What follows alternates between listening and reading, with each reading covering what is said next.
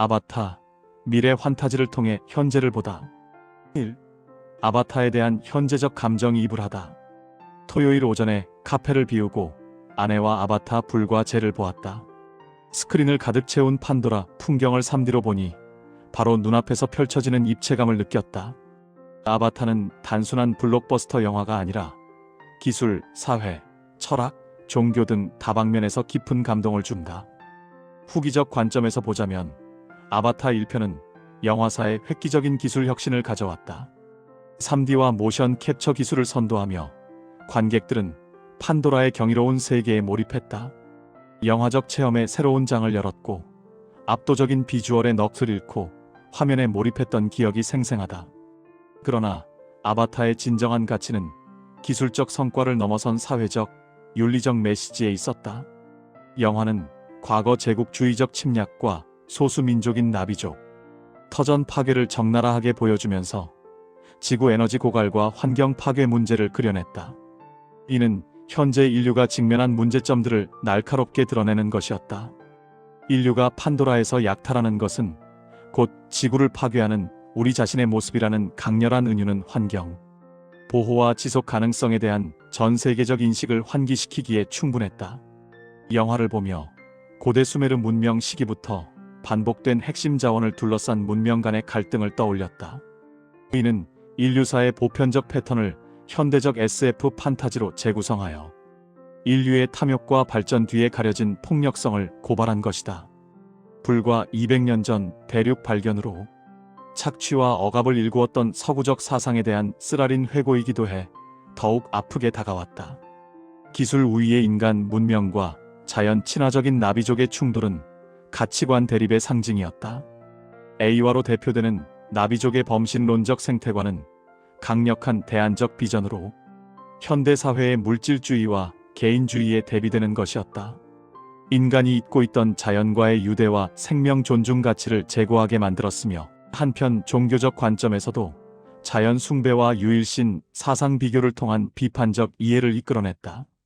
이처럼 다양한 철학적, 종교적 논의의 장을 연 것이 아바타였고 이를 통해 현재를 사는 우리 자신의 모습을 깊이 들여다볼 기회를 제공한 상적인 영화였다. 2.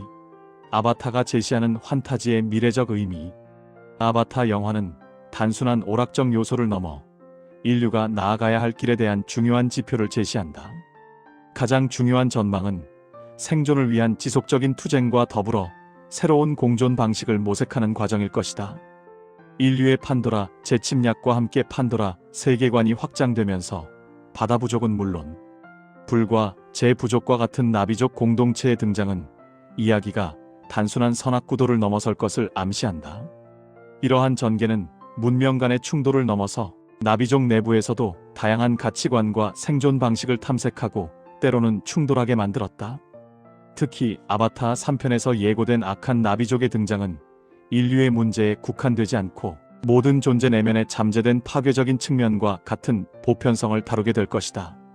이는 곧 선과 악의 경계가 모호해지는 미래 사회에서 우리가 직면하게 될 윤리적 선택에 대한 복잡한 질문과 쉽게 답할 수 없는 난해한 딜레마를 마주하게 한다. 한편 제이크 설리, 가족의 정체성 전환과 새로운 환경에 적응기는 인류가 지향해야 할 방향을 보여준다. 지구를 파괴하는 문명에서 벗어나 나비족의 삶을 통해 새로운 정체성과 존재, 의미를 찾아가는 과정은 기술 발전과 환경 파괴라는 이중적인 압박 속에서 인류가 어떻게 진화하고 공존의 지혜를 발휘할 것인가에 대한 실마리를 제공한다. 여기서 공존의 지혜란 단순히 기술적 우위를 주장하거나 일방적으로 지배하려는 태도가 아니라 타자에 대한 깊은 이해와 공감, 그리고 자연과의 조화로운 관계를 회복하는 것을 의미한다. 아바타는 강자의 일방적인 지배나 착취가 아닌 서로 다른 존재들을 이해하고 존중하며 공존할 수 있는 가능성을 끊임없이 탐색함으로써 지속 가능한 미래 문명을 건설할 수 있다는 희망적 메시지를 제시한다. 즉, 단순히 첨단 기술에 의존하는 것을 넘어 생명의 상호 연결성을 깊이 인지하고 존중하는 인류의 지속 가능한 미래를 위한 희망적 메시지를 환타지로 풀어낸 것이라 할 수 있다. 3. 아바타 1편, 환타지의 문을 열다. 아바타 1편은 서기 2154년 지구의 심각한 에너지 고갈 문제를 해결하고자 인류가 외계 행성 판도라에서 귀한 광물 언옵테늄을 채굴하는 배경에서 이야기가 시작된다. 하반신이 마비된 전직 해병대원 제이크 설리는 언옵테늄 채굴을 주도하는 자원개발공사의 아바타 프로그램에 참여하게 되는데, 이 프로그램은 인간의 의식을 나비족의 유전자를 지닌 호남 유기체인 아바타에 전송하여 판도라 환경에 적응하고 나비족과 소통하기 위한 목적을 지닌다. 본래 참여 예정이던 제이크의 쌍둥이 형이 불의의 사고로 사망하자 유전자가 동일하다는 이유로 그가 대신 투입된다. 제이크는 아바타가 된 몸으로 판도라의 낯선 환경에 첫 발을 내디딘다. 초기에는 자원개발공사의 군사전략가 커리치 대령의 지시 아래 나비족 정보 수집 및 채굴 지역 이주 설득 임무를 맡는다. 그러나 그는 판도라의 수려한 자연과 그 속에 깃든 신비로운 생명력을 경험하면서 점차 나비족 문화에 깊이 매료된다. 특히 위기의 순간 나비족 여전사 네이티리의 도움을 받게 되자 그녀를 통해 나비족의 삶의 방식과 정신, 그리고 모든 생명체가 연결된 에이와라는 존재를 깊이 이해하기 시작한다. 나비족의 사냥법과 언어, 토착동물과의 교감 등을 배우며 제이크는 나비족 공동체에 점점 더 깊숙이 스며든다. 하지만 자원개발공사는 언옵테늄 매장량이 풍부한 나비족의 신성한 터전 홈트리를 강제로 점거하려 한다. 자원개발공사 책임자들은 나비족 문화나 A와 같은 개념을 미신으로 치부하며 막대한 이권을 위해 무력 사용을 전혀 주저하지 않는다. 제이크는 인류와 나비족 사이에서 깊은 갈등을 겪고 결국 커리치 대령은 대규모 무력을 동원해 홈트리를 파괴하며 비극적 충돌을 야기한다. 이후 제이크는 나비족의 신뢰를 회복하기 위해 A와에게 간절히 도움을 구하고 판도라의 모든 생명과 함께 인류에 맞선 최후의 결전에 나선다.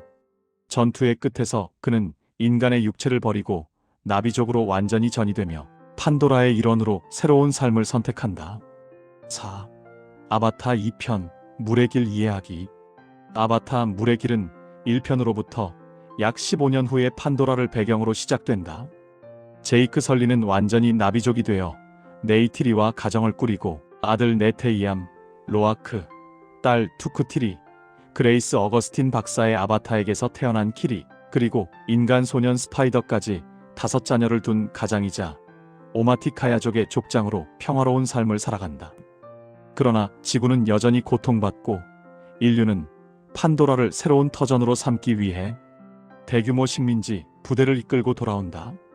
그 안에는 1편에서 제이크에게 살해당했던 커리치 대령의 기억과 의식을 지닌 리컨 부대가 포함되어 있어 설리 가족을 집요하게 추적한다. 제이크는 가족과 부족을 보호하기 위해 오마티카야족을 이끌고 숲을 떠나 판도라의 바다 부족 메트카이나족의 영역으로 피난한다. 설리 가족은 익숙한 숲의 삶을 뒤로하고 광활하고 신비로운 바다에서 새로운 삶에 적응해야 하는 도전에 직면한다. 메트카이나족은 바다 환경에 특화된 나비족으로, 설리 가족은 그들의 문화와 언어, 바다에서의 생존 방식, 그리고 바다 생명체와의 교감을 처음부터 배워야 한다. 특히 바다 생물 툴쿠는 메트카이나족에게 영적 동반자이자 가족과 같은 존재였으며, 로아크는 그중 따돌림을 받는 파야칸과 교감하며 깊은 우정을 쌓는다. 키리 역시 에이와와 특별한 연결성을 통해 판도라의 자연과 바다, 생명체와 소통하며 신비로운 능력을 드러낸다. 그러나 커리치 리컨 부대는 설리 가족을 추적하고 툴쿤 사냥을 통해 값비싼 엠리타를 채취하려 한다. 결국 메트카이나족 영역에서 설리 가족과 RDA 군대 사이에 거대한 해상 전투가 벌어진다. 전투에서 설리 가족은 서로를 지키며 툴쿤과 바다 생명체들도 메트카이나족과 합세하여 인류의 공격에 맞선다. 전투는 가족의 희생과 절박한 순간들이 교차하며 진행되며 설리 가족은 사랑하는 이를 지켜내고 메트카이나족과 함께 판도라의 바다를 지키는 새로운 수호자로 거듭난다. 5. 아바타 3편 불과 재를 재밌게 보다. 아바타 시리즈의 세 번째 작품은 아바타 불과 재라는 부제를 확정지었다. 이전에 유출되었던 씨앗 운반자라는 가제와 달리 실제 부제는 불과 재로 밝혀지면서 이야기가 새로운 국면으로 접어들 것임을 암시한다. 제임스 카메론 감독은 이번 작품에서 불과 화산으로 대표되는 새로운 나비족 부족인 종족의 피펄이 등장할 것이라고 언급했다. 이는 판도라의 환경적 다양성과 그 속에 사는 나비족, 부족들의 다채로운 문화를 확장하는 역할을 할 것으로 기대된다. 1편과 2편에서는 나비족이 인류의 탐욕으로 인해 일방적으로 피해를 입는 존재로 주로 그려졌으나 3편에서는 이러한 이분법적 구도의 변화를 가져올 전망이다. 감독은 이번 작품에서는 적의가 없는 선한 인간 세력과 사익과 탐욕을 목적으로 인간을 공격하는 악한 나비족 세력이 등장할 수도 있다고 밝혀 시리즈의 도덕적 스펙트럼을 넓힐 것임을 예고했다. 이는 선과 악의 경계가 모호해지며 나비족 내부의 갈등과 인간과의 새로운 관계, 설정이 중요한 축을 이룰 수 있음을 의미한다. 또한 불이 파괴를 상징한다는 점을 고려할 때 새롭게 등장하는 불과 관련된 부족은 판도라의 기존 나비족 사회에 상당한 변화와 충격을 가져올 가능성이 높다. 설리 가족과 메트카이나족이 경험했던 자연과의 조화와 달리 제 종족은 판도라의 환경적 요인 중 파괴적 측면과 더욱 깊이 연결될 것으로 예상된다. 이로써 이야기는 단순한 선악 구도를 넘어 문명과 자연, 인간과 나비족, 그리고 생존의 복합적인 의미를 탐구하며 더욱 심층적이고 다층적인 서사를 전개할 것이다. 이번 작품은 시리즈 전반의 철학적 도덕적 주제를 확장하며 기존의 판도라 세계관에 새로운 긴장과 갈등을 부여한다. 특히 자연과 인간, 부족 간의 상호작용과 갈등, 그리고 내면적 선택과 윤리적 딜레마를 더욱 강조함으로써 관객에게 단순한 시각적 체험을 넘어 사색적이고 심오한 몰입을 제공할 것으로 기대된다. 인천 송도역 배짜마에서 이종하였습니다.